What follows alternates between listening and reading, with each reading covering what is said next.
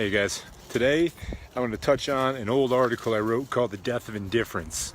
Now I wrote the article because I was working with a lot of middle schoolers and high schoolers, and I would see them come in and have an attitude that was prevalent in the classroom a lot, which was, it's not cool to really care, it's not cool to sit up front, answer a lot of questions, and be the go-getter, right? It's cool to sit in the back. And so I wrote this article called The Death of Indifference, where I would see them come into the gym and it would change, right? All of a sudden it was better to be the person that wanted to lift more, better to be the person that wanted to run faster and work harder, and that carried over a lot in life. Today I wanted to touch on that because I believe it's not only high schoolers that it pertains to. I think that a lot of people have this it's cool to just kind of want to lay back and relax kind of attitude, and people like to brag about, like, oh man, I'm just gonna go home and sit and do nothing, and just like this overabundance of comfort where you just sit and you do no exertion.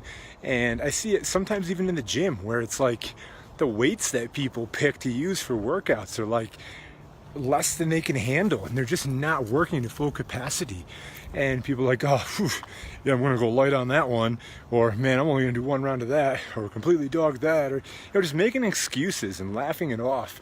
And that's fine, of course you want to have a good time, but the thing is, like, where is the passion for excellence anymore? Where is the drive to do better than what you did before? And it's carried over so much from the middle schoolers and the high schoolers that I really feel like people could take a lesson from that. Like, get in the gym, do a little bit more, lift a little bit more, work a little bit harder, and stop trying to make an excuse for being subpar. Just stop trying to say, like, it's okay to just do nothing and relax and sit on the couch and binge watch. And people, like, there's t-shirts made up where they're like, oh, I'm a pizzaholic. I'm the kind of person that just loves Taco Tuesday every single day. And that's great, don't get me wrong.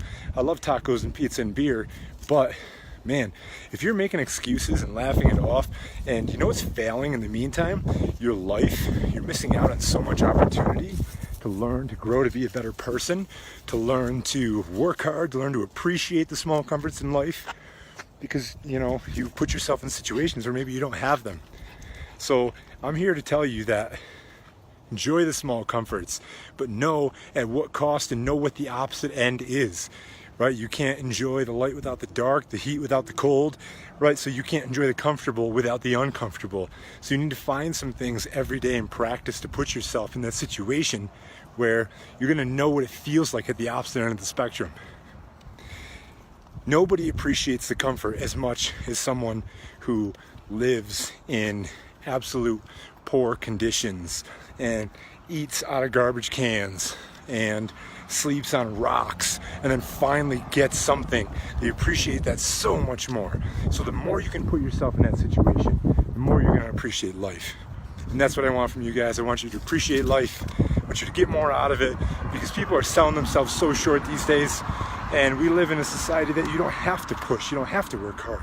So find a way to make it work in your life. Find a way to push your limits, push your bounds, and let's all put a death to indifference.